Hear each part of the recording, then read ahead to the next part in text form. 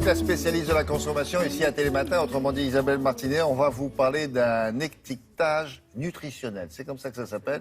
Ça a été décrété par le ministère de la Santé. Oui, alors, absolument. qu'est-ce qu'il dit cet étiquetage à nous et aux industriels? Absolument. Déjà, c'est un principe qui a été mis au point après avoir été testé quand même dans une 60aine de supermarchés pendant 10 semaines avec l'appui d'une 30aine de fabricants et de distributeurs. Bon. Plusieurs systèmes ont été testés et il y en a un qui est ressorti et qui va être entre guillemets validé, c'est-à-dire qu'on attend l'arrêté vraisemblablement aux alentours de la mi-avril pour que ça puisse s'appliquer dans les supermarchés. Voici, ça s'appelle donc Nutri-Score, c'est son nom. C'est une étiquette couleur qui va du vert à l'orange, disons bien mûr, l'orange foncé. Et plus vous allez vers le rouge, plus ça signifie que eh bien, le plat ou le pain ou la viennoiserie ou la boîte de conserve, que le produit alimentaire contient des nutriments qui sont, disons, pas très positifs. Mais est-ce que il n'y a pas de discrimination. Est-ce que c'est précis non, au point de dire qu'il y a trop précis. de sucre, trop de gras, non. trop de sel? La réponse est non. Ce n'est pas l'objectif de cette étiquette. Ah bon. L'objectif, c'est quoi? C'est d'aider tout simplement le consommateur pendant l'acte d'achat pour dire, ben voilà, là, vous avez un produit qui est ultra sain aujourd'hui. Demain, vous pourrez manger du œuf. Ce n'est pas discriminant. On a le droit de se faire plaisir. Mais qui dit œuf, dire... il y a peut-être plus de sucre ou plus de sel ou plus de matière grasse. Le fait de dire trop de sucre ou... C'est pas trop. Ça, c'est le rôle de l'étiquette. C'est pas trop, c'est plus. Non, mais c'est ça, c'est plus, exactement. Est-ce que les industriels auront obligation de coller ça sur le produit? Non, ce n'est pas une obligation. C'est une recommandation. Ceci étant, au final, ça va vraisemblablement... soit ils choisissent de jouer le jeu, soit ils ne le font pas. Mais vraisemblablement, l'objectif, c'est aussi de faire en sorte que certaines recettes puissent évoluer.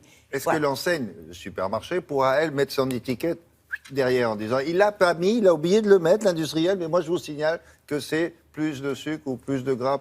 Non, les distributeurs vont le faire sur leur marque propre. Ça sert à quoi, votre truc? Si, ça sert à... Quand vous faites vos courses, William, si vous devez prendre chaque produit alimentaire, le retourner et vérifier l'étiquetage, il vous faut une demi-journée. Donc là, c'est vraiment... c'est une appréciation, comme nous l'a dit le directeur général de la Santé, pour nous aider à faire le bon choix. Et nous avons aussi rencontré un fabricant qui a joué le jeu et qui nous explique comment ça va fonctionner, comment on va, entre guillemets, noter ces produits. Regardez.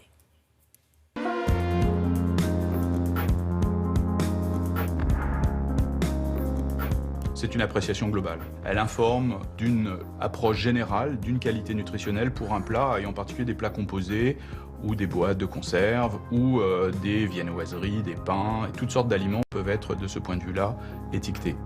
Le fabricant décide ou non de mettre cet étiquetage, et donc il calcule lui-même ce score, qui est un score qui est à disposition publique. C'est un système très simple. On rentre les données nutritionnelles de nos produits dans un ordinateur. Et d'un côté, on va prendre les éléments négatifs que sont le sucre, le sel, les matières grasses. Et de l'autre côté, les éléments positifs comme les protéines, les fruits et légumes et les fibres. Et l'ordinateur va calculer un score qui va nous donner à la fin sur l'emballage une lettre qui va de A à E. Il y a ensuite un contrôle qui est fait par les autorités nationales, en particulier la Direction générale de la consommation et de la répression des fraudes. La vraie surprise de cet étiquetage, elle porte tout d'abord sur la possibilité de comparer facilement un jambon classique et un jambon à teneur réduite en sel. Ils n'auront pas la même note. Et puis surtout, c'est sur la catégorie plat cuisiné que ça se passe, puisque ce sont des produits qui sont régulièrement dénigrés. Et on voit qu'avec la composition nutritionnelle qu'on a intégrée dans nos plats, ils sont systématiquement entre A et C.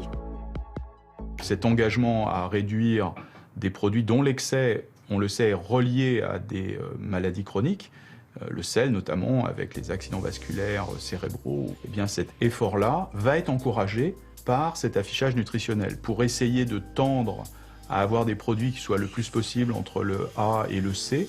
Les industriels reformuleront leur production de telle sorte que leur valeur s'améliore et de fait deviennent des arguments marketing importants pour leurs consommateurs. Cet étiquetage, évidemment, il va nous inciter à poursuivre l'amélioration nutritionnelle de nos produits, mais on veut aller plus loin, c'est-à-dire qu'on travaille aussi sur la réduction des additifs, sur par exemple la sélection de filières d'approvisionnement qui vont permettre au final au consommateur d'avoir une information complète sur ce qu'il achète.